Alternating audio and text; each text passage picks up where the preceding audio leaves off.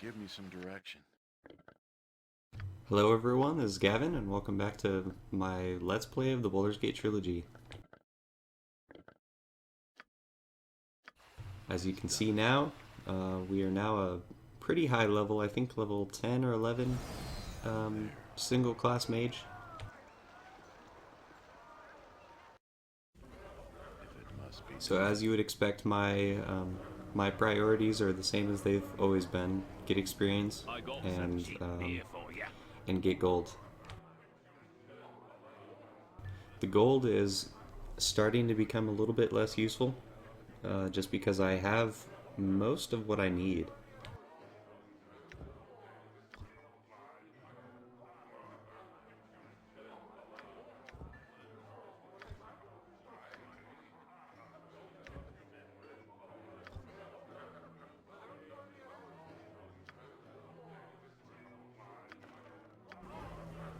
Right there, I kind of regret buying Prismatic Spray, and just because once I get level 7 spells, there's some really good ones, but until you get Mordekainen's Sword, there's really, no reason to have any of the others memorized all the time, because some of the better spells for level 7 are very specific to certain circumstances.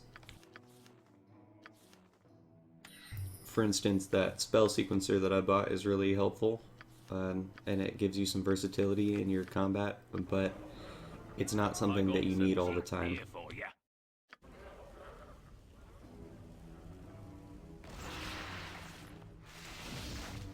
I believe Project Image is also a level 7 spell, which is quite helpful because it gives you basically another spellcaster without having to I'll use up see to it. your mage spells.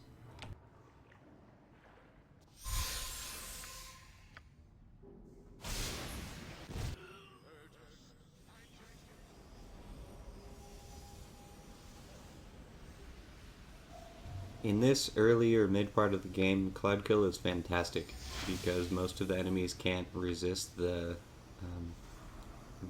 save versus spell or die effect of it.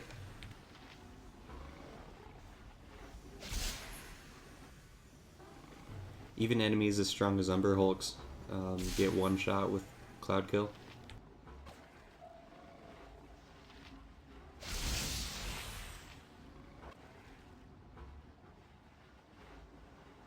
It's interesting to me that Cloud Kill has that special ability that makes it better than Death Fog, and Death Fog is a one spell level higher.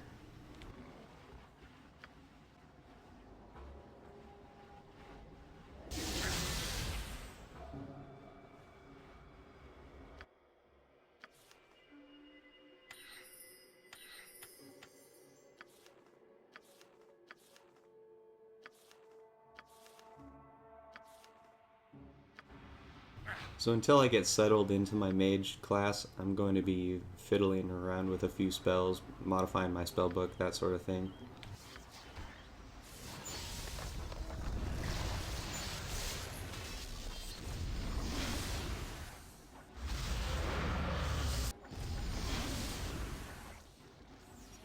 So I'm starting to learn that you kind of have to be careful with that Efreet.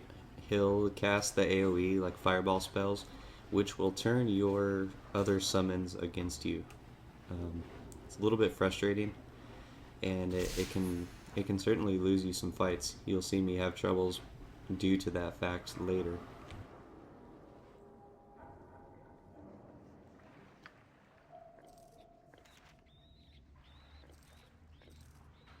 So generally, my strategy when it comes to that Efreet, the genie, I I normally cast all my other summons first, and then if they die, then I refill the ranks with the Efreet. But the Efreet does also give you some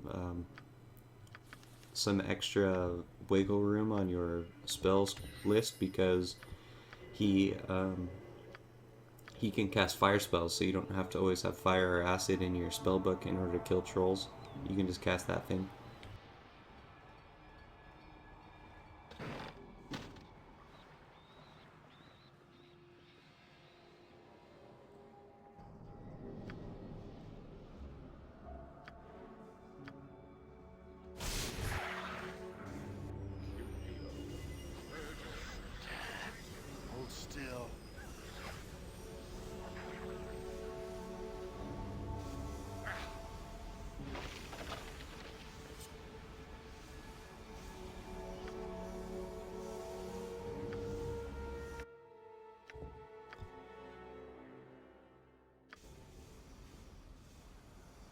You also might be wondering why I chose to take a dagger proficiency rather than doing slings for my ranged weapon.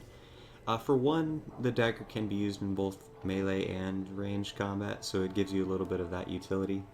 And it also gives you 2 attacks per round rather than just the one. So if you are fairly confident that you're going to be hitting often, then it's pretty obvious that the dagger is going to be better.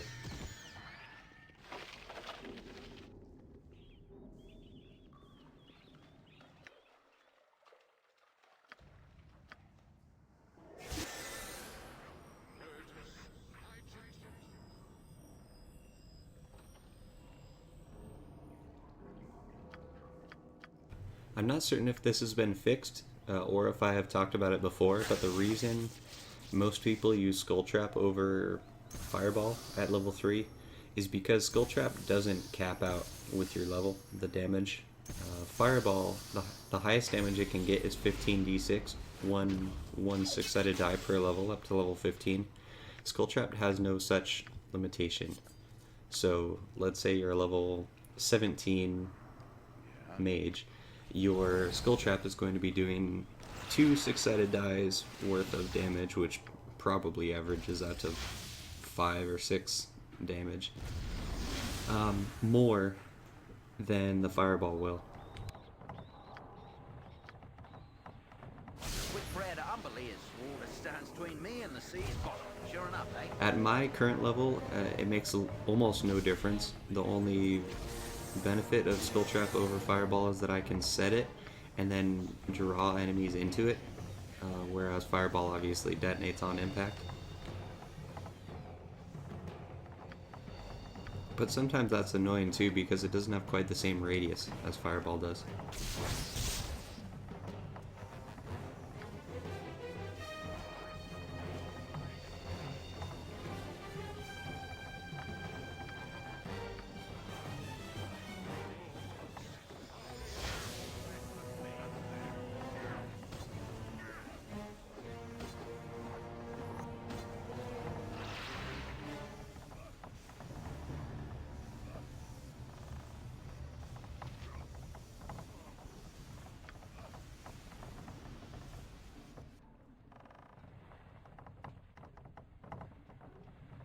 Give me some direction.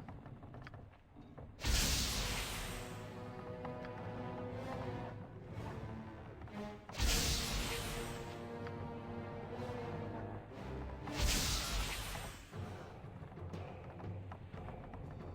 it must be done.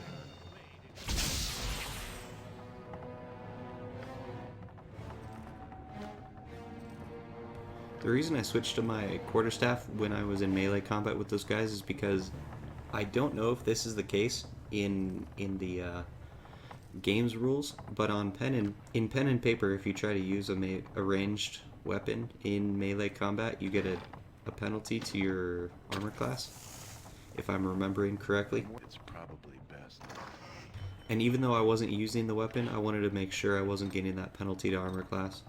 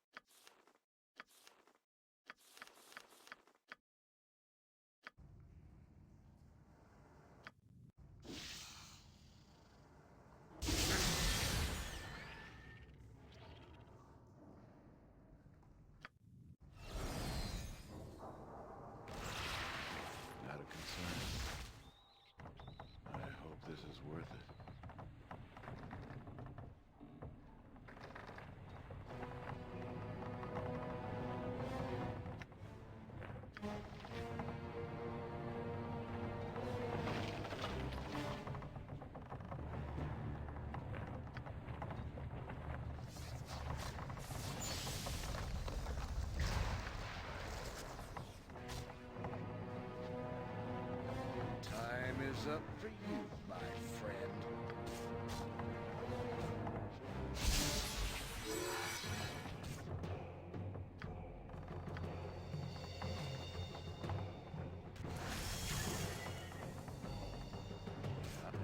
I'll see.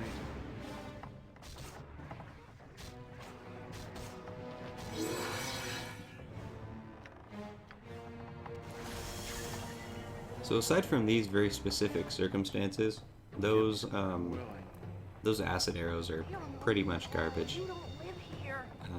The only other thing I can think of that makes them useful is that they can interrupt mages, but that's of course if the mage doesn't have Minor Globe of Invulnerability up, so they can just resist it. It's overall a very low damage spell, and the opportunity cost of it. The spells you give up are just far too good, because level 2 obviously is one of your primarily defensive levels for mage spells due to mirror image and blur, those two in particular. And you see me use a lot of invisibility, and those are all level 2 spells. Improved invisibility obviously is level 4, but generally invisibility, the level 2 spell will do the same thing improved invisibility will. It'll take care of the same job.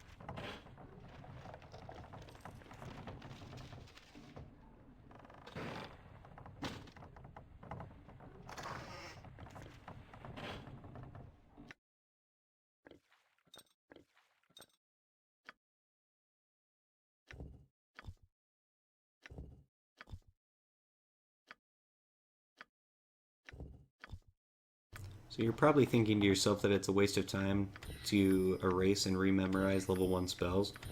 But if you think about it, they sell for like 30 gold. So right there, I gave up 30 gold for 3,000 experience. That's a trade I will always make. I don't see any reason not to. Now the one exception when memorizing scrolls is occasionally you might want to keep some of your extremely high level scrolls in your quick bar. That way if you're doing projected image or simulacrum, I'll have Vylor's Helm later in this playthrough, so I'll have simulacrum constantly.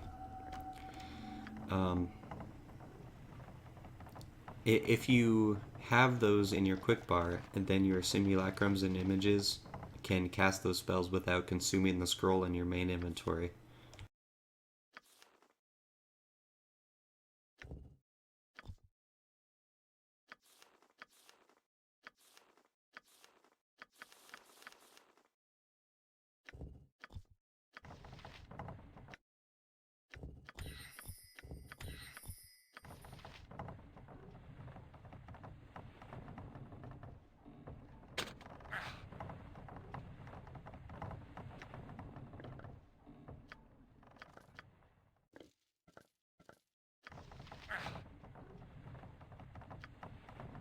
So apparently that amulet of proof against poison doesn't work retroactively.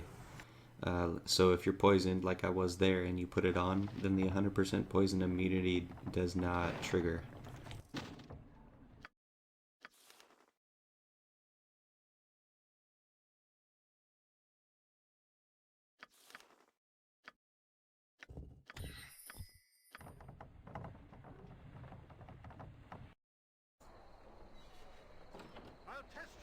Let's do this quick and painful. I hope this is worth it.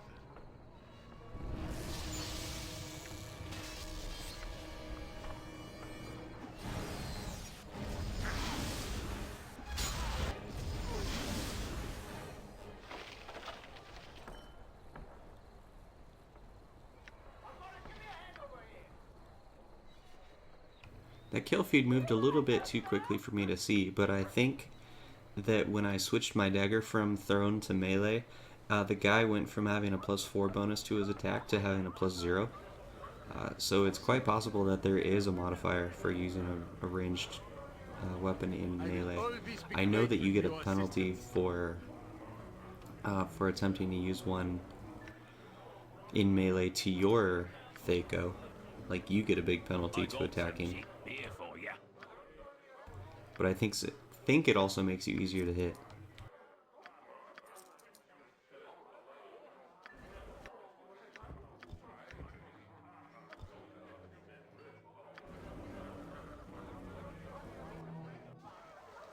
It's done.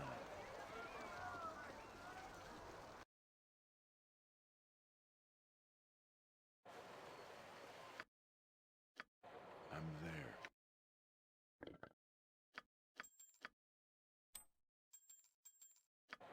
So this video is about to wrap up. You can see I'm going to go over here into the Adventure Mart, sell everything that I got from there, potentially buy some things.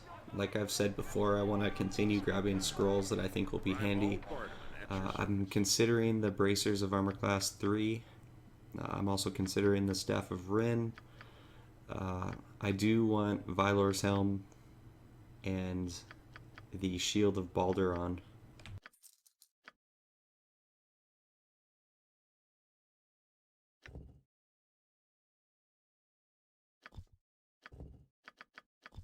But thank you for watching, and I will see you in the next one.